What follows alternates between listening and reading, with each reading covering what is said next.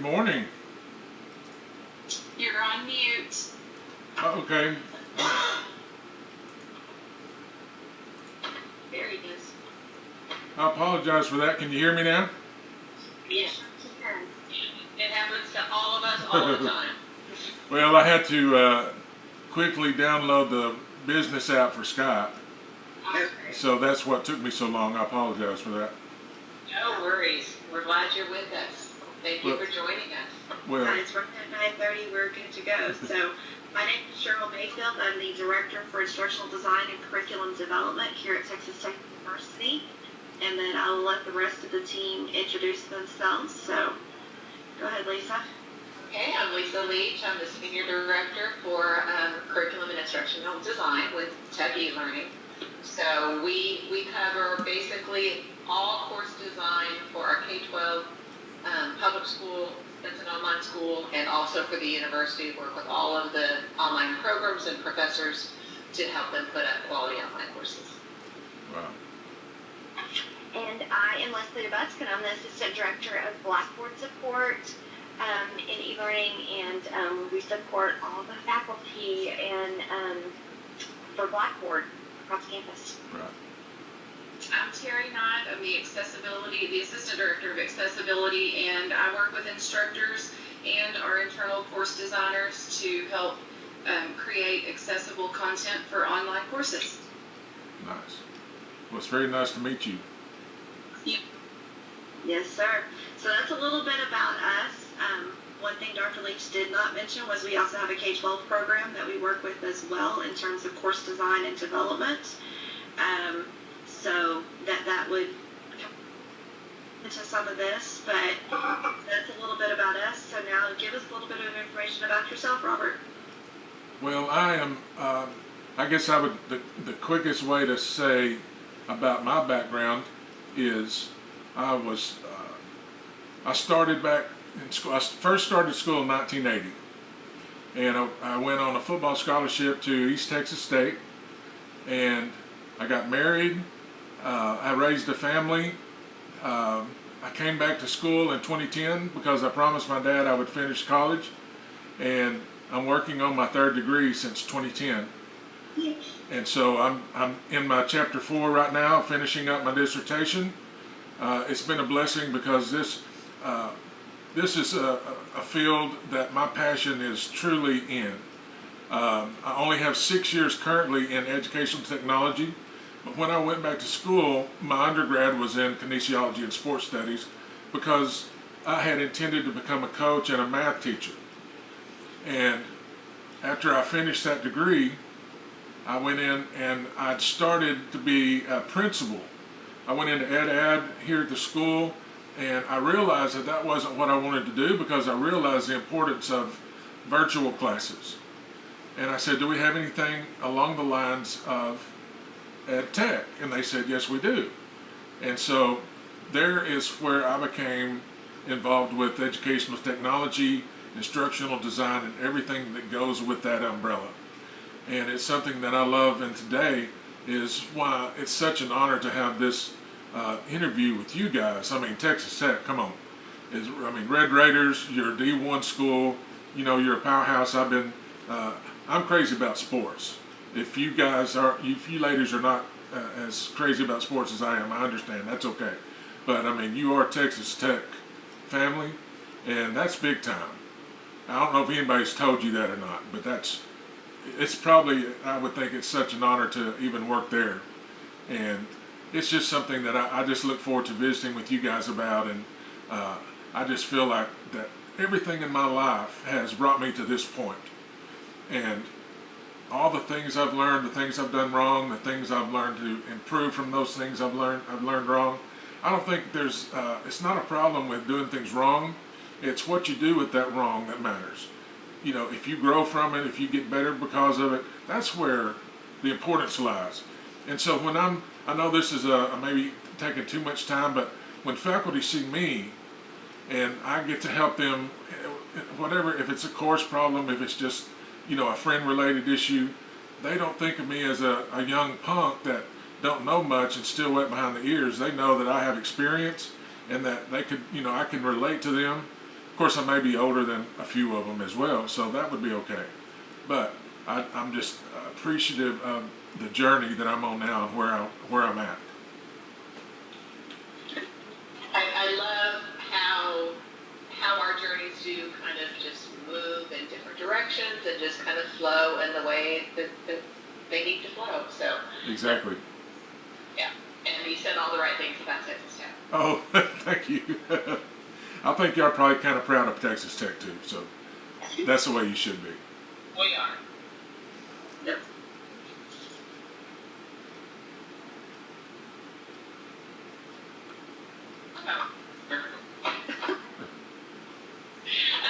What do you think are the most important qualities of a great online course? What does that look like? Well, there's a whole lot of different things. I mean, first of all, it needs to be very user friendly.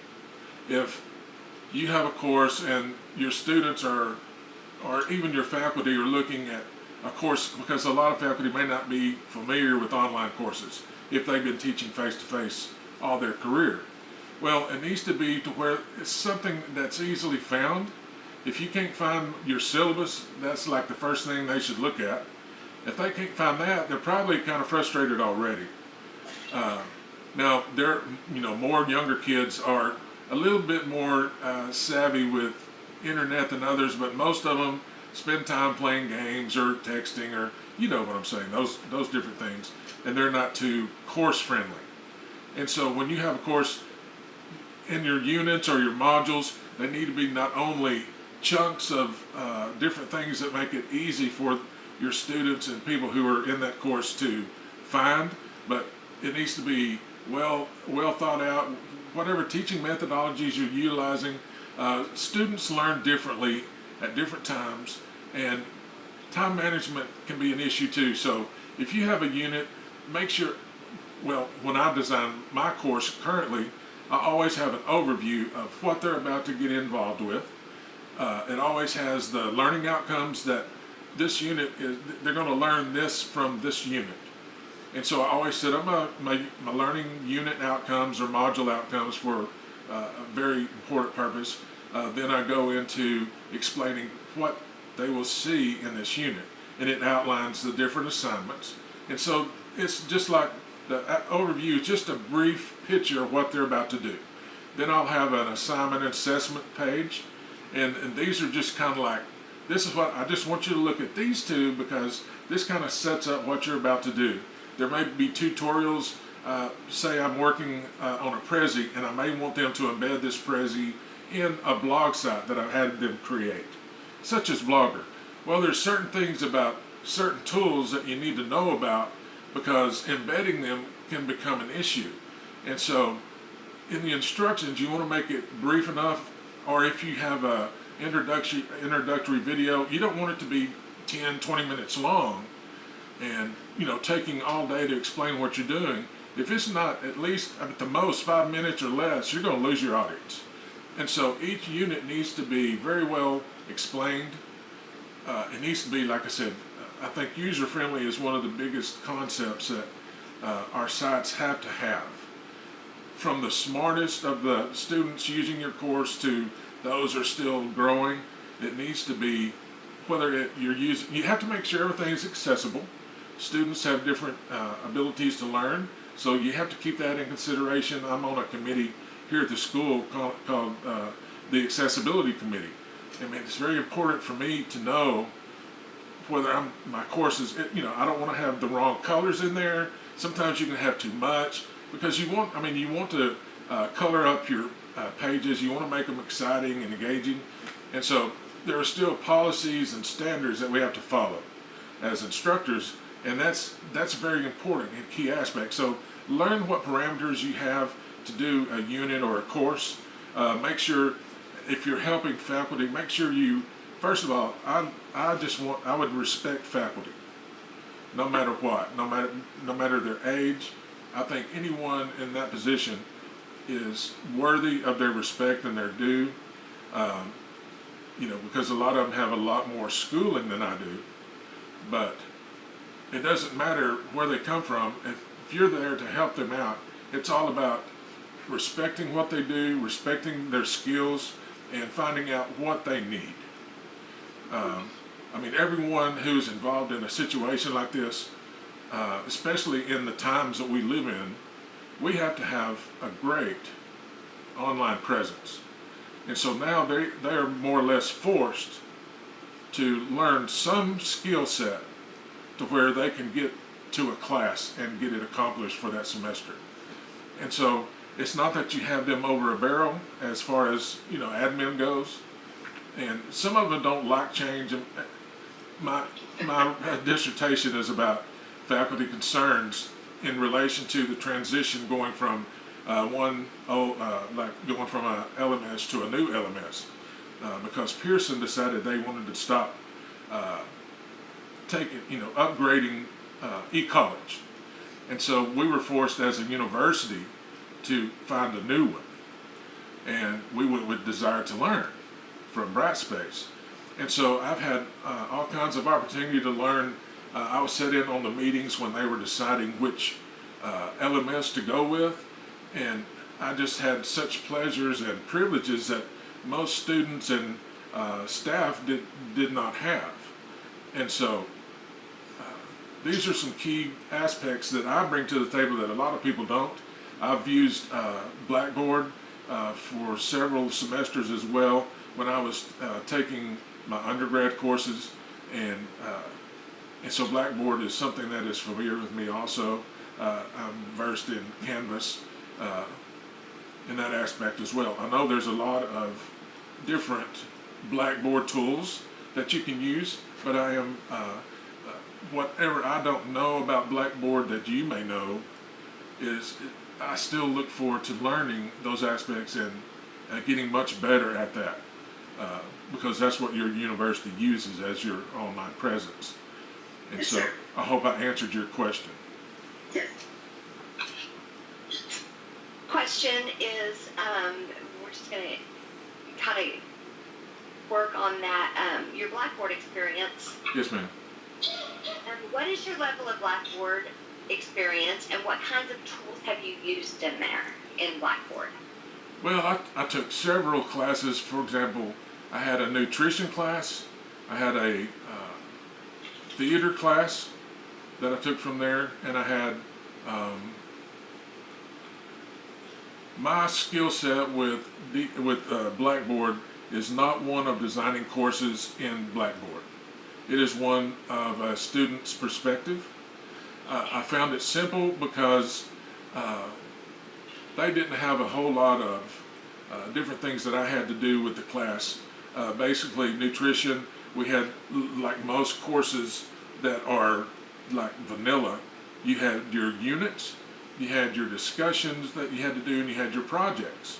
And so that was basically, these courses basically had the same thing. And so I didn't have a whole lot of things that I had to worry about as a student. I just had to make sure I got these assignments done, and of course they have due dates, and of course they had their stipulations as to how the professor wanted it done. You had quizzes you had to take, and so I'm not familiar with setting up quizzes or midterm or whatever related to those assessments, but I have taken them from those courses. But as far as being able to learn how to use Blackboard, that would not be a problem, because I've already went through 2 full aspects of learning 2 LMSs, and it's basically the same thing. You just find out what the university wants to accomplish through that LMS, and there are plenty of ways to learn, whether it's YouTube, whether it's Blackboard tutorials. It's easy to find if you want to learn something. And so I don't want you to think I would have a problem learning and adjusting the Blackboard. Thank you. You're welcome. So you mentioned that you're on an accessibility committee. Yes, ma'am. Accessibility is what I do. So tell me what experience you have in creating accessible materials for online courses or for online use. Well, my experience in accessibility lies with on this committee, we have sit in meetings and we find out what's important about our courses. And how do we decide, well, not how do we decide, how do we find out things that we need to change and do? And so ours has basically been about recommending certain things that we need to make for our courses. How do we make sure that, say if there's a transcript needed because someone may be deaf and you need a transcript so they can easily read what's on there. You need to make sure, is the closed caption availability there for that student? Is there something for those maybe they can't see and they can have the video, the audio to where they can hear it? Each student has to be represented through the accessibility. And so, for example, in you probably have it in Blackboard, but in Desire to Learn, when I'm on a page in my course that I'm designing, when I finish designing that course, I can click on the accessibility meter to make sure I reach the standards of accessibility for the state of Texas that we're governed by. And of course, you have those filters for the university as well. And so they have to match up at least to what the state requires. And of course, they can go deeper with those filters in that, that LMS. And so it can tell you that your page is right on target. It can show you what you need to change in order to get up to scale. And those things are very important for your students. Maybe everybody doesn't learn the same way as far as, or have the same disabilities, but you're going to find those along the way. It's going to happen on just an intermittent basis. And so you need to make sure everyone is covered. You can't leave anyone behind in that regard. And because there would just be legal ramifications if you did, if someone were to file a suit because they can't learn in your class. So that will not happen. And so that's what I have done through accessibility. And I listen, I guess the director for what we do here, she is stationed through A&M proper over in College Station. And when we have meetings, she'll stream in. And what we'll do is, and something that I love, she'll tell us, what are the things that we have been working on, how are they helping our sites, and she will give us any new updates that, for example, these students that are using this site through this course have been giving us raves about how great they can, the user-friendly part comes back, how they can use these courses and learn from them. And that's the kind of reviews I love to hear, because that's what our business is all about, is making those who use our courses become successful and be great citizens in our world that we go to and that we live in. And so that's what accessibility, I still have a lot to learn about it. Believe me, I don't believe I've arrived at all, but it's something I know that's important. I think we all have a lot to learn, even it's always changing. Yes, ma'am. What are some strategies that you would use to improve course design, Robert? Well, some of the strategies that I like with course design is, first of all, you want to find out what do you want to get across to students. How do I design, what kind of strategies would I use, what kind of methodologies are important, and it all focuses around identifying, let's say, if I'm doing an assessment for my class or my course, one of the things, before I go into any detail, is that you don't want to keep the same tools and questions, and in other words, you want to have it upgraded on I would say, I've seen courses that have been around for years. It's the same stuff. Not that those weren't important and not that people didn't learn from, but technology is improving every day. And it seems like we wake up and there's something new to whatever tool we've used the day before. And so we have to keep up with the times. And we try, keep those sound principles and those sound, whether it's a discussion, things like plagiarism is important. Things like copyright and fair use are important too. new student teachers that are getting ready to teach. Things like online versus face-to-face. What are the pros and cons between those two?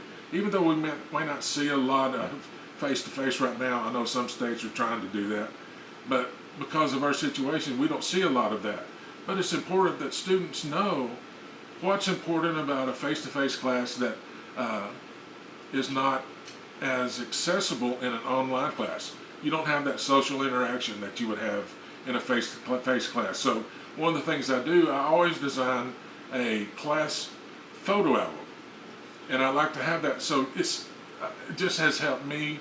When I first saw that as a master's student, I had one professor do that out of all the professors I've had. And I've carried that along ever since I had that, because it helped me put a face to who I was communicating with. And it just brings more of that social interaction that you miss up to speed. And I've found from students in evaluations of me based on the course that they really love that photo album. And so when you're designing discussions, or whether you're designing technology integration projects, or whatever the unit or module might call for, it's important to make sure that you have those outcomes that are available. So if there's an issue or problem, you need to identify that. Identify the behavior, the learning outcomes that you want to have. Make sure you analyze the tasks and conditions that are part of that project or that unit. And so I just think it's important to know that as educators, our job is to get across good teaching principles, if that makes sense. And so, like for example, I want them to know good etiquette. You have to make sure you know how to handle yourself using the internet with other people. You have a place that now you have to share with other people. You're not alone on your cell phone, and you don't just have control over whatever you say or do. Now you have others that you are accountable to and with. And so those things are important. I think it's important to work with students in an online course, whether, for example, feedback. One of the most important things are feedback, whether it's through grades, whether it's through feedback on an essay, feedback on a discussion prompt. In other words, you have to show up to the class every day as the instructor. You have to show up so that the students can get your personality, can understand where you're coming from. So make your interaction relevant. Make it where they see how important the things that you say that they will stand up and listen to, or be able to read. Don't make your writing boring. Sure, be yourself, but stay focused with the issues at hand, is what I want to say. It can easily be overlooked when you're designing a course that whether you're doing a video to help them learn something about a unit, whether you're doing a group project, and things can just be, I don't know, lost in the process of what you're doing. You have to make sure what you're doing is relevant, it's something that they can learn from. The kids need to learn how to hold each other accountable. You don't want one student doing all the work for the other three or whatever you have in that group project. You have to watch, and you just have to have all those accountable measures in place. And so that's a little bit, I mean, there's so much more that I could say about designing an online course, but I'm kind of nervous, and so I hope you understand that I do have so much more to add, but I hope that helped answer your question somewhat. And if there's something I'm missing that you wanted to hear about, please let me know. Okay. I think you kind of covered the questions already, so I think we'll just kind of go ahead and start to kind of wrap things up. So, I'm sorry, I didn't hear that last phrase. do you have any questions for us at this time? What is a typical picture of a day for this position? If that's okay to ask. That is perfectly okay to ask, and you know, our answer probably 4 months ago would have been very different than what it is today. it's there's going to be a lot of moving parts to it. Involved first, helping them with their course design. Those will be at this point some virtual individual pieces of helping an instructor make something accessible, helping to figure out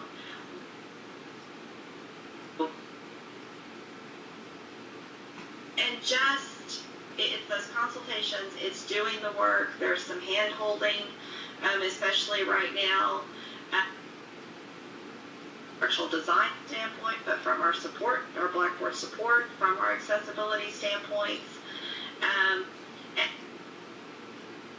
and even though it's virtual right now with our other colleagues, the team is about 15 to 16 total. And then, working through issues, talking through things, but then really finishing up and having that sense of I've finished the course, I've turned it, it's been accepted, it's been certified.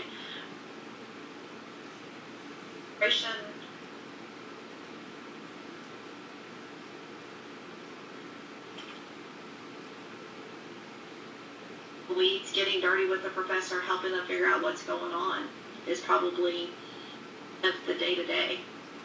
That sounds awesome. I appreciate you sharing that. We appreciate you visiting with us. That's the time we have for today.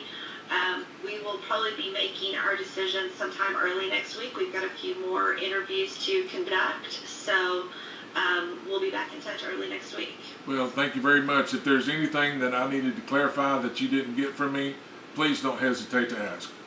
Okay, we will do so. We appreciate it. Thank you so much. Thank you for the honor. Y'all have a great day.